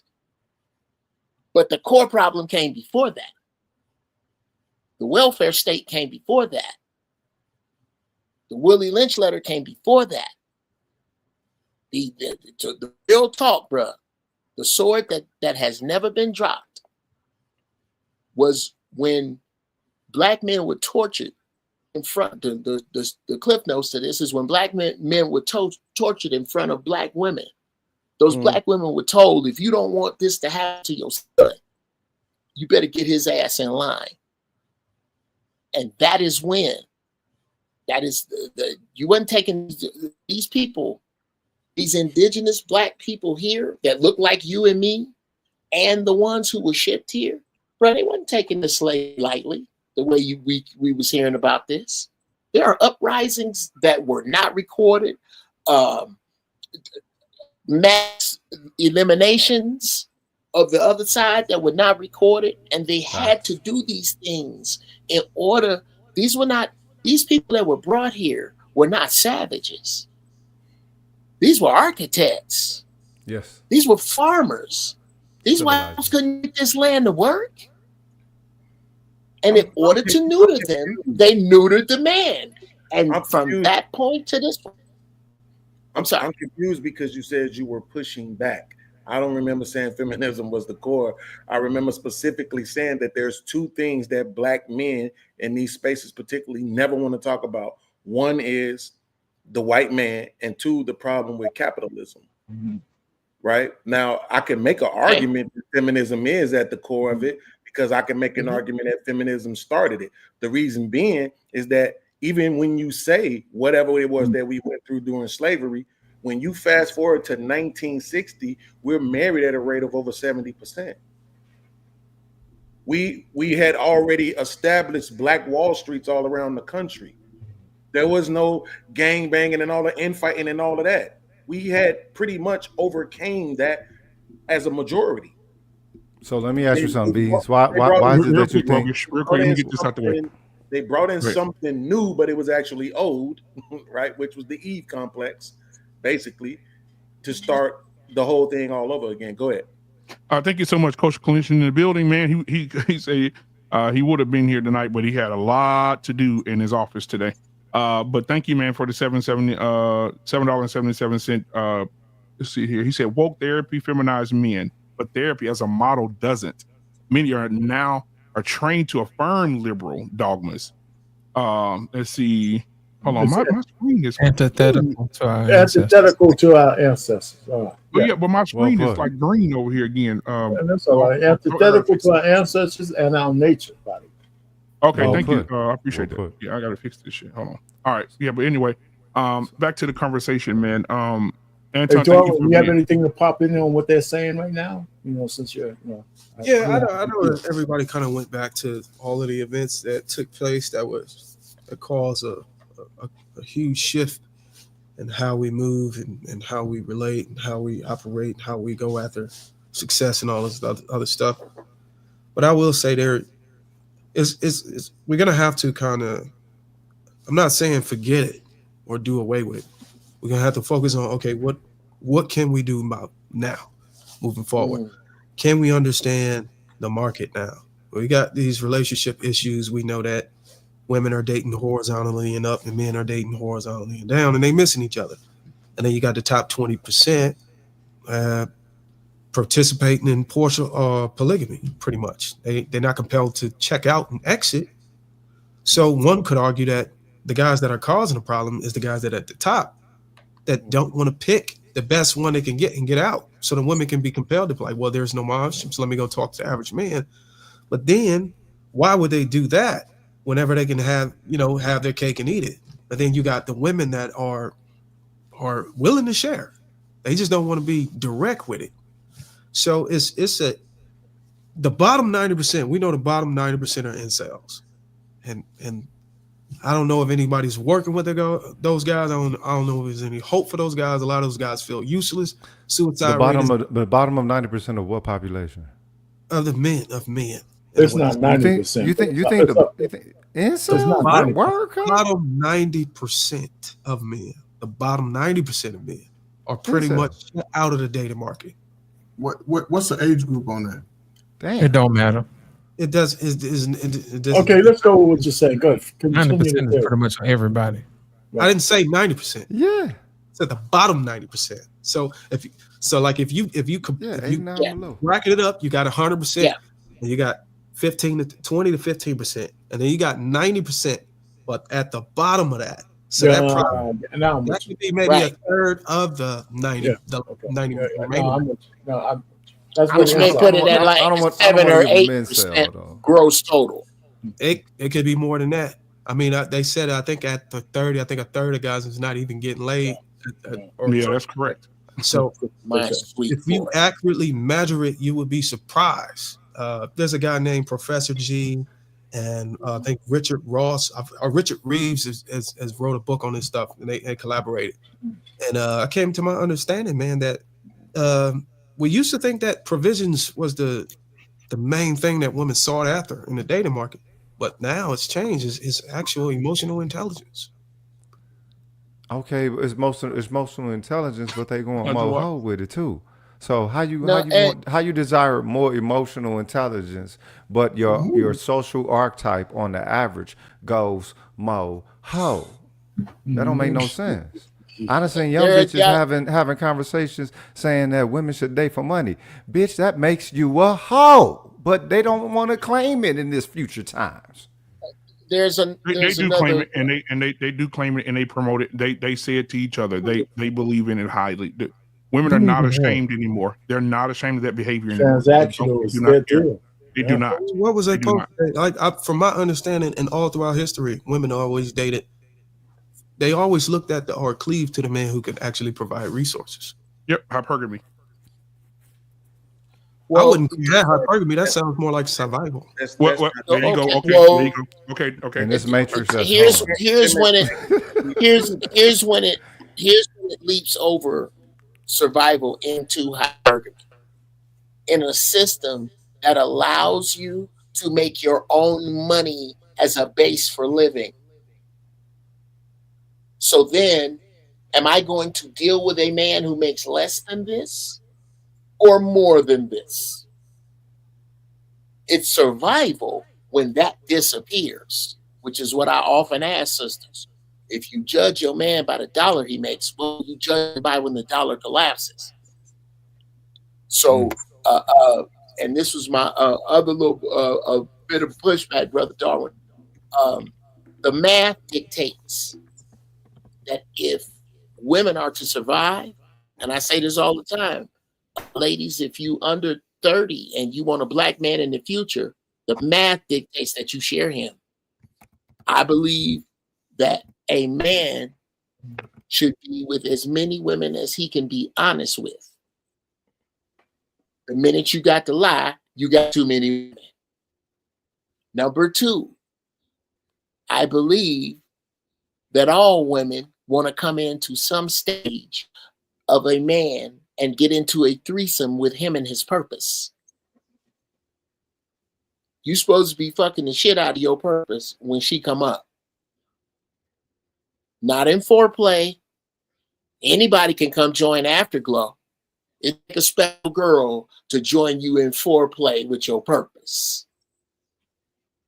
That is what and that's why I had to put back a little bit on Brother R. Payne with sperm donation as a means for income. That says what you don't think your line.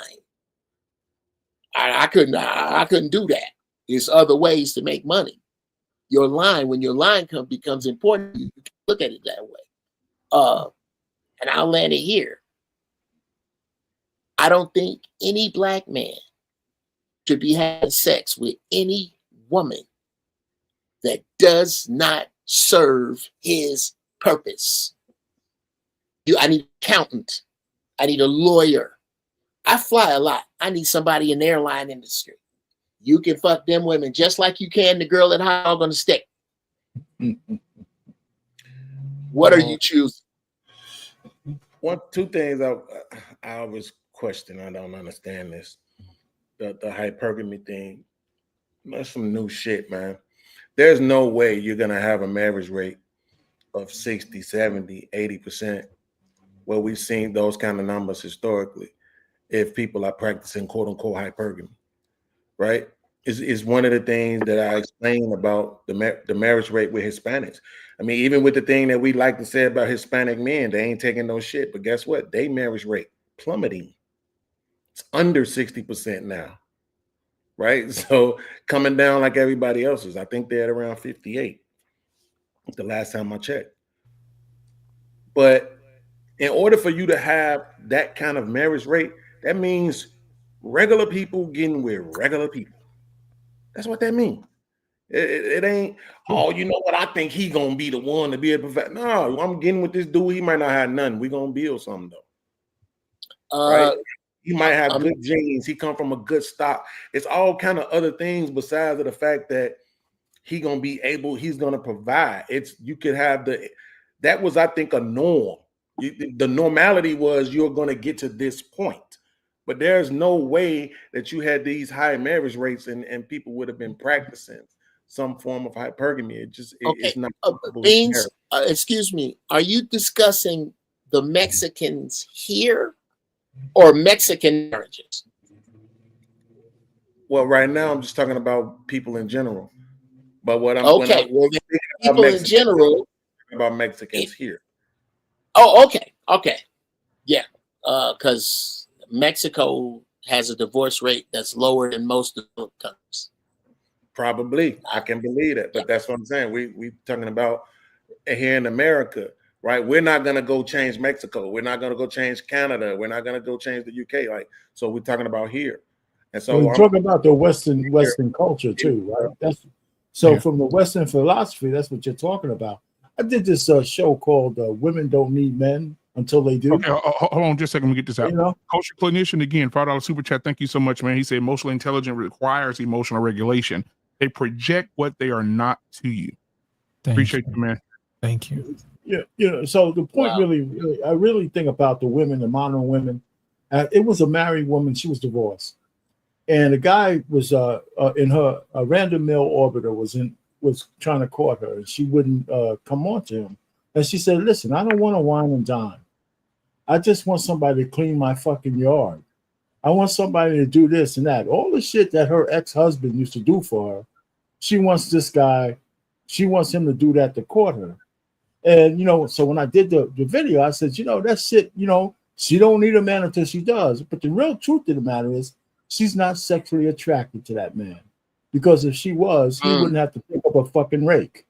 He would be in there busting those cheeks. And the guy is like a simp, right? He's going to do all of these things. And what she said, she actually said this. If you do all these things, I might consider, I might consider just putting you on the list. I'm not giving you no ass. I didn't say I'm giving you some ass. I just might consider putting you on the list. And that's where a lot of women have the modern men. Especially if they're not part of the 10%. Okay, so you're saying that especially if they ain't part of the 10%. Was that just your own thought? You weren't responding. It's not my thought. They say it all the time. No. I understand my question. I'm saying you weren't responding to what I said, right? No, I'm sorry. Because you cut me off like you were going to respond to what I was saying. No, it wasn't you. No, it wasn't directly towards you, Beans. No. Okay. I'm just talking in general. I'm sorry. I thought you was finished. Anyway, I'm finished now. But that's what I'm saying, because the general conversation about where we are in the modern era, we might not like feminism, but it poisoned women all over the place, and black women are especially poisoned because they have an extreme inferiority complex when it comes to white women, when it comes to needing to be affirmed, when it comes to all of the bullshit. That's why they get the bullhorn on every bullshit fuck shit that the liberals talk about. There's a black woman behind it. Lesbianism, LB, the alphabet mafia, every cause, even the goddamn, even the illegal aliens, even when they're sucking the tax dollars dry, there's some black woman involved. See, this is what I mean. Okay, so that means she belongs to them then, and people got a hard time accepting that. Look. Okay, so let's put this in terms of the game. Would you say that black men have been knocked for their woman?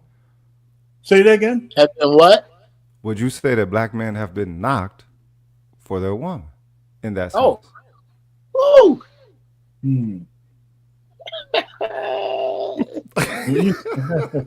I think that men need to recognize it and move past the women who've been poisoned. I don't think so. I don't many of them. Well, I'm saying there's no saving some of them. That's not fair. What I'm saying is you can't. You're not I'm sorry. You're not gonna ask men to move past the women because it's too many of them. That's the point. You're not gonna change them because you only want to talk about them. We can't. Here's the thing. I will. If somebody says, "Yo, we can't fix it," I'm with you 100%. We can't. But at the same time, They ain't the problem. Somebody is programming them. Definitely, definitely so. Creating Definitely all so. They're being marionetted. everything else that they using. All this Right. shit that we complaining about them, they weren't this in 1955. The complaints about them started from lames, not the one who loved them. Yeah, but if That's you're going to the break the issue. programming, when you want to break the program, if that's the conversation we have to have, right? How do you break the program? Okay, so Darwin, you got to You answer can't for break that. the programming of feminism. You better respect it. Are don't. you kidding me? Darwin, you got to answer for that. How do you break I don't think vampirism, cuz. Hold on, y'all. Let the I don't guest, think there's let the no guest speak. breaking Hold on, of fellas. the program. The program was designed to do something, but it failed, and a lot of women went back to their husbands. A lot of white women went back to their husbands, but all it does is just expose women for who they really are. The liberation and the freedom just allows them to express their true mentality on the way they think. So it should just make it easier for men to be more selective whenever they choose. And it's just almost like you can't go wrong. These women are telling you what they're about. But you got some guy. The only issue with that is guys who don't have a lot of options. Those guys are more susceptible to deal with and tolerate their boundaries being crossed. They're more susceptible to tolerate disrespect when they have limited options.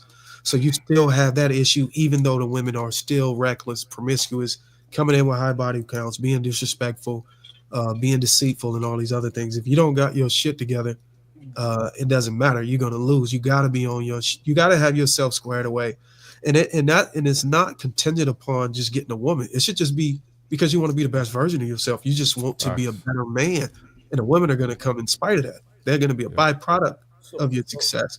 And if we get more men to shape their men around their like I like what the brother said about the screwing your purpose.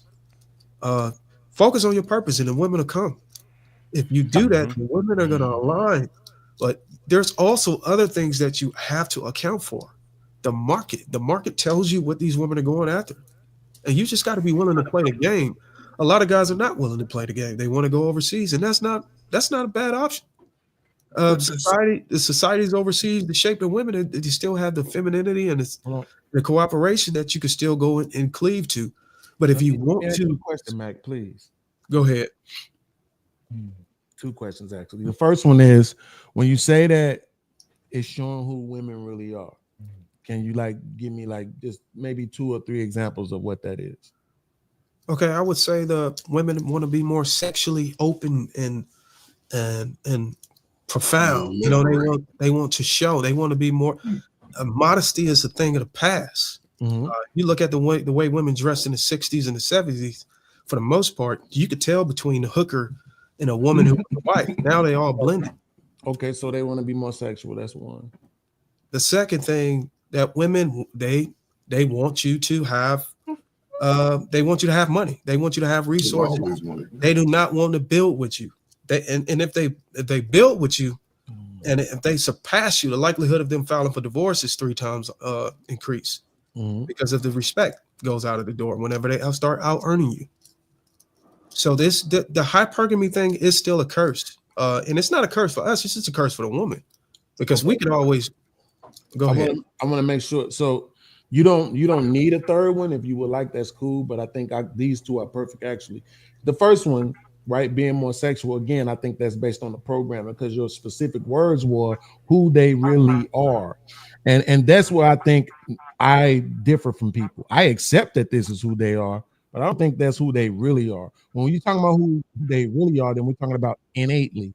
And I don't think this is who they really are. I think women are more susceptible to programming than men. I think they're going to go along, period, point blank, right? It's like they say when they had the wars.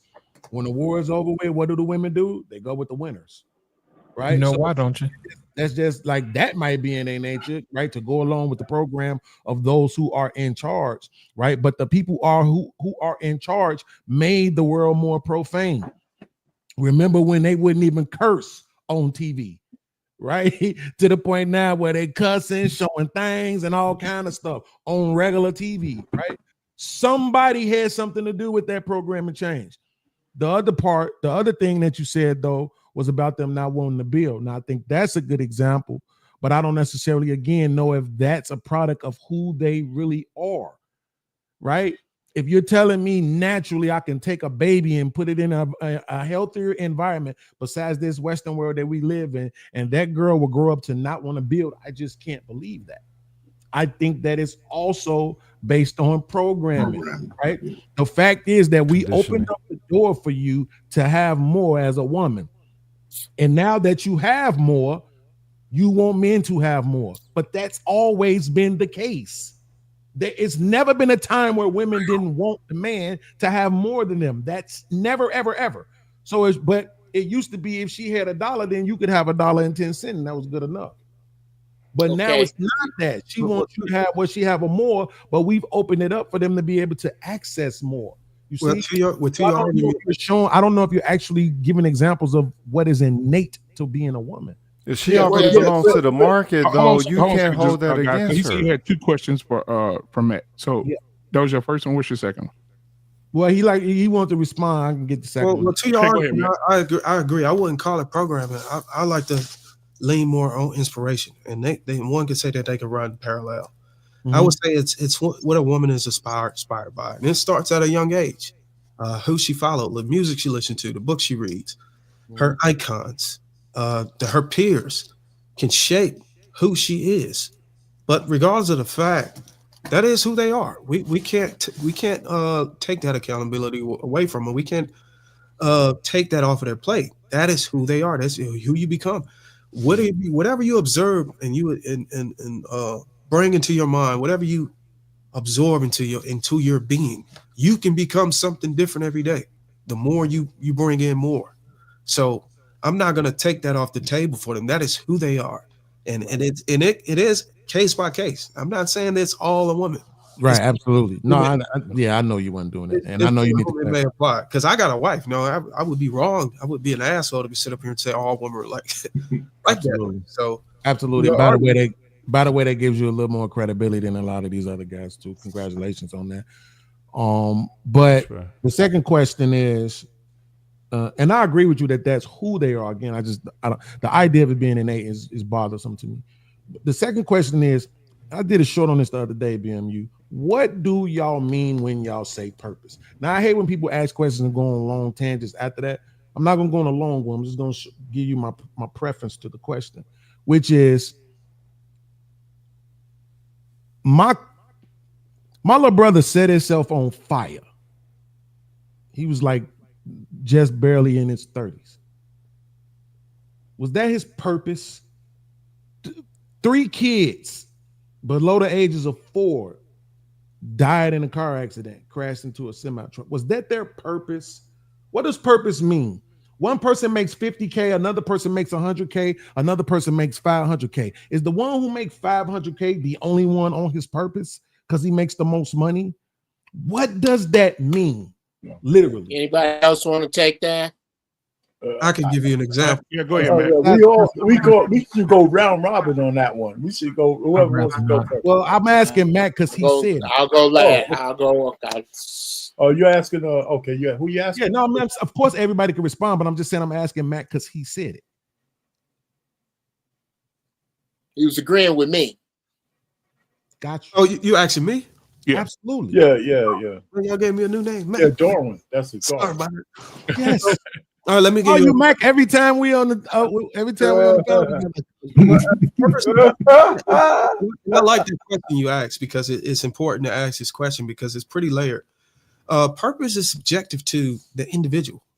So, for example, and I'll just give you an example. Let's just pretend Mr. Beans runs a farm and he grows all of the produce in a particular county. And his produce is responsible for all of the markets within the 250-mile radius to be able to supply groceries to the community for survival. His purpose is to get up every single day and make sure the produce is right and they get shipped out to the stores. Point blank simple. Because if he fails, then the markets don't have any produce. People start getting hungry, and then they got to go to other places for food where they get taxed outside of the county. So you can look at that as an example of purpose. And it can come in many definitions. And I would like to hear everybody else's thoughts on it. Yeah. And after we answer these guys. I don't know if that suffices for you. Right. And Now, I had a follow up, but it was Right. to substantiate what you just said, though. And I after got- everybody answer this question or give their response for that, we're gonna wrap it up. I know I want to respect Darwin's time as well as everybody else on the panel. But yeah, go ahead and everybody can go ahead and give their with their thoughts on what Beans asked. Real quick for me, it was just, it's really funny. I wanted to be married. I wanted to have a career and a wife and children. That was my purpose. And my promise to my father-in-law was that I'd take care of his daughter until the day we die. And for 38 years, it's been a lot of my purpose. Now, I'm not asking any other man to do that for a family and a wife and a business. But one of the things I understood was the obligation was for me to never put her in a position that she had to wonder whether she made the right choice or not because she was struggling. Everything has been on me for 38 fucking years, man. But that's my purpose. It keeps me going. My daughters and everything else, not just the woman. It's just I wanted to be a family man. That's what I wanted to do, and I wanted to be an engineer. And back in the 70s, when I was an engineer, I was a spook who sat by the door. I had to do a whole bunch of shit to get what I got. So, and it shaped me. Not that I was a victim, but it made me. It gave me an armor around a lot of bullshit that I hear today. So, and I don't want to get into that part, but that was a purpose for me. Now, even though I'm out of shape and shit like that, wasn't always this way. But the point really is, it drives me. Now, what I know, I give to my family. So I feel like that's my purpose. And every man has some kind of purpose, but it's case by case. It's on an individual basis. And I wouldn't pass judgment on any other man's purpose. And all this landed there. Hold on a second, y'all. I got about 5 minutes left. I want to make sure I get this in, Durham, because I hadn't got an opportunity to ask him a question. Durham, are you familiar with Universe 25? Universe 25. No, sir. You're going to have to enlighten me on that. All right. Gentleman by the name of Robert, what was his last name? Shoot. I just had it. Green? No. It was John Calhoun. John Calhoun. Basically, what happened was John Calhoun set up a mouse utopia. Okay. And what happened was he gave these mice everything they could ever want. Yes, sir. All the food they ever wanted, all the sex they want to have, gave them all the space they want to have. And what happens is within I think it was maybe about 2 or 3 generations, the whole entire thing collapsed. And what I'm looking at now is some of what's going on now. They had a subset of mice that were known as the beautiful ones. Those are the ones who didn't have access to the women. So all they did was sat around by one side of the mouse utopia, and all they did was groom themselves. Then they had a bunch of other rats who would actually set up barricades so the other rats couldn't mate with the other women. Those are the ruffians. And pretty much those rats killed each other. And then they had a subset of women rats who would actually stop nurturing their babies, and all of a sudden they would just die out. Yeah. So my question to you is this: seeing some of those similarities on what's going on and what we've looked at over the past, could you surmise that this is something that we would have to take a real great consideration on because of the collapse of our society as it is? Because if I look at how men are being treated, as it is to the conversation or the topic, is that they're trying to turn men into something that they're not. And as a result, society is collapsing. This is more of a national security type situation because we don't have guys who want to build. We don't have guys who want to wake up and have 2 and 3 jobs. You know what I'm saying? Because the deck has been stacked in such a way, whether it be psychological, whether it be educational, whether it be spiritual in some cases, where the literal will have been stripped away from men, and it's decaying society. So my question to you is this: do you see any relevance to what's going on with Universe 25 than what we're seeing right now, what's going on today? Absolutely, I see it. I see the relevance. And that a book that you read? It was an experiment that took place in 1972. It's an actual real life experiment. Yes, sir. Yes. As a matter of fact, my second podcast was called "Are You a Man or Your Mouse?" And I did it on that, and it was actually detailing on what we're seeing today, and that was 2 years ago. They called it Mousetopia. I forget the name of the Yeah, doctor. can you put it in the chat, lost in translation, for the people that don't know who it is? Know what that research was. You put it in the chat for people. Yeah, I put it in the chat. Yeah.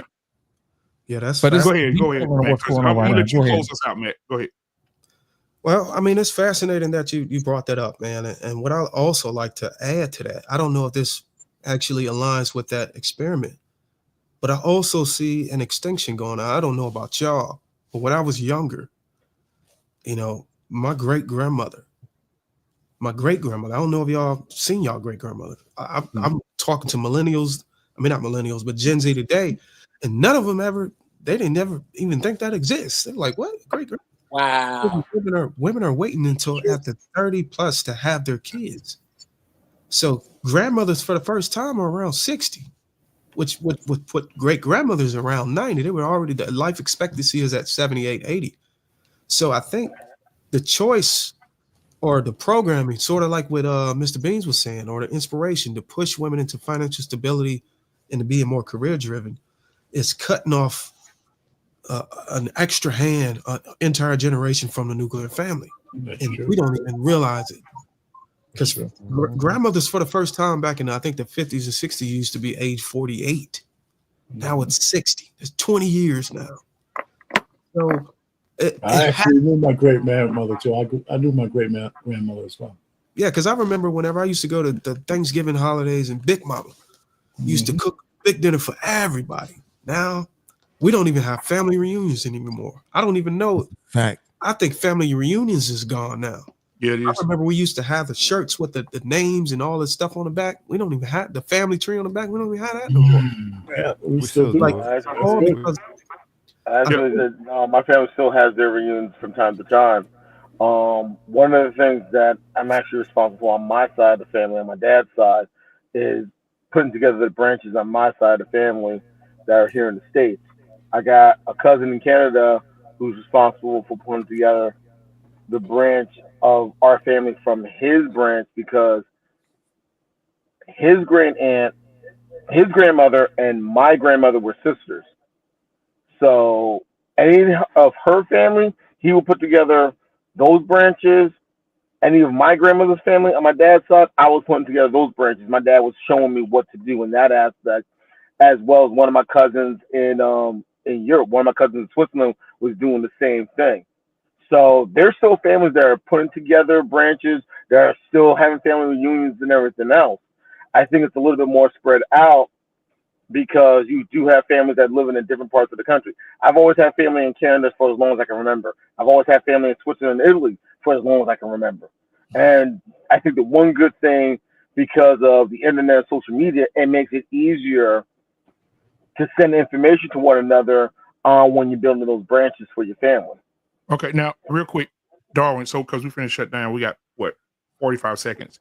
Can you tell everybody how to reach you, man? You have great content. Tell everybody how to reach you, man. How to subscribe, how to come like it, see you when you go live. All that real quick, and then we'll end the show. Well, I'm on Instagram as at Darwin McPherson. YouTube, it's the same. Facebook, TikTok, all of that. I usually go live Tuesdays through Thursdays because I've been doing like free live consultations and stuff instead of the private ones, which are the premium ones. And I upload, when I get the chance. I'm a family man. I got my kids, and I'm trying to be in their life as much as I can because I know what's out there in the world. So it's important for me to be there every step of the way. But BMU, a Black Man Unfiltered, right? I appreciate you. A lot of y'all guys I've seen, a lot of y'all guys are like OGs to me. Like, yeah. Payne, all y'all guys were here before me. So I appreciate y'all still ushering me and calling me a friend in this space and still allowing me to come up, because y'all saw my growth. Y'all saw me start from nothing. And I was just sitting there just inching away, and everybody was picking on me back then. But, but I appreciate everybody's support and continue to push the truth. All right, man. I appreciate you too, man. Hey, man, we appreciate y'all for coming out tonight, man. Thank you, Darwin. Thank you, everybody that came out, man. We appreciate you. We see you guys next Tuesday. We're going to be talking about playing house. That it was more detrimental for kids playing house when they were younger than older people touching them. We're going to talk about that next Tuesday. Also, I got one more thing to say. I apologize to Lost in translation. I think I was on a panel one time with him, Sirhel, and On Humble Dads Humble Dad. podcast. And they enlightened me on something. And